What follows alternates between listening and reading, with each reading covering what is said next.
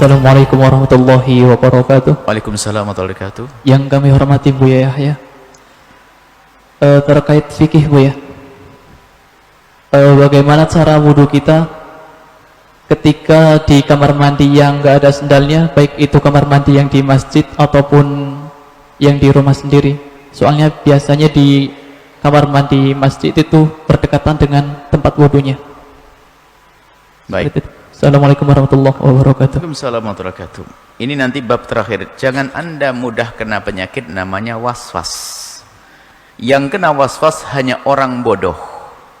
Kalau orang alim nggak akan bisa kena waswas. Orang punya ilmu nggak akan kena waswas. Waswas kena najis. Memangnya ada di mana sih najis? Najis cuma 7 kok ada di mana-mana. Kan jadi pusing. Najis kan cuma 7. Masa di sepanjang jalan ada najis? Jalannya miring dia kadang-kadang waswas. Ya, Anda usah kena waswas. Sekarang pertanyaannya, memangnya kamar mandi kenapa? Memang kamar mandi najis. Dari mana kisah kamar mandi najis? Saya bertanya kepada Anda pribadi, kalau Anda buang air kecil, Anda siram atau tidak? Sudah, hanya anjing sama kucing yang tidak disiram. Maka kamar mandi suci, kenapa pusing? Ayo. Kecuali Anda yakin betul bahasanya tradisi masyarakat Cirebon kalau kencing tidak pernah disiram, baru sah. Anda mengatakan najis. Jelas? Ini penyakit waswas, jalannya jinjit, pakai sandal, sandalnya pun sudah sandal kelamaan, jadi ujung kelingkingnya keluar, najis juga. Anda tidak usah kena waswas yang bikinnya. Kamar mandi usum disiram, setiap buang air kecil pasti disiram, kan begitu? Selesai.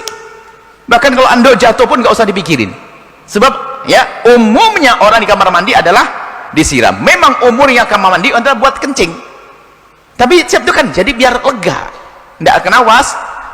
Urusan Anda berhati-hati. Setelah dari kamar mandi kemudian Anda cuci lagi, ini lain cerita.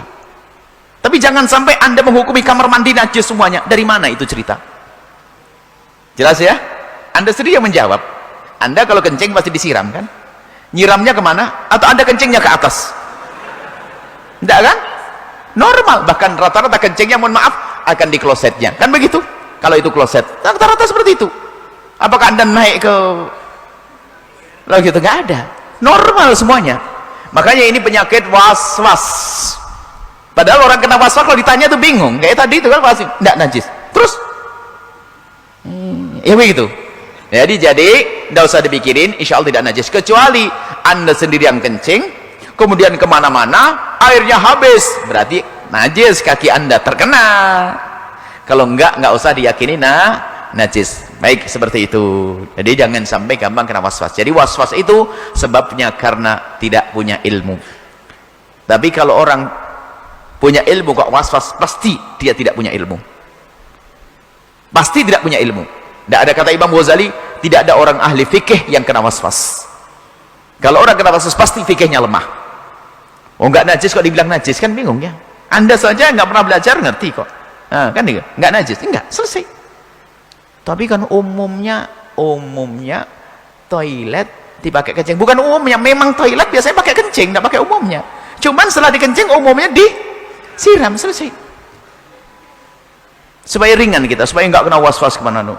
Pakai kelompen tinggi-tinggi lagi. Sudah begitu licin, kepleset nanti teman. Kita bisa melihat tanda, tapi juga jangan orang terlalu teledor. Gara-gara maksud Buya itu apa? Maksud kami itu, jika Anda masuk rumahnya orang kok ternyata tidak ada sandal, kalau di rumah Anda sendiri membuat sandal, oke, bab ihtiyat, hati-hati. Tapi kalau ke rumahnya orang nggak ada sandalnya, jangan cerewet. Rumahnya orang kok cerewet.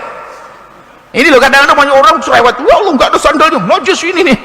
Ini tidak pernah ngaji nih. Memang kenapa nih? Memang kadang ini kebiasaan dijadikan seperti hukum. Kebiasaan seperti hukum. Dan mungkin juga ini kritik juga masjid yang kadang-kadang ada kolamnya, masjid untuk penyeberangan langsung ada kolam itu ajib betul untuk menyebarkan penyakit. Itu tidak pernah cuci 2 tahun itu, koreng, katel, kudis, semua dari situ. Belum lagi sekarang ada penyakit-penyakit nular. Ya ini zaman dulu pakai kolam gede langsung gitu. Ini mohon maaf ini kadang-kadang, kecuali airnya bisa diganti terus, tapi jangan sampai ini menjadikan waswas.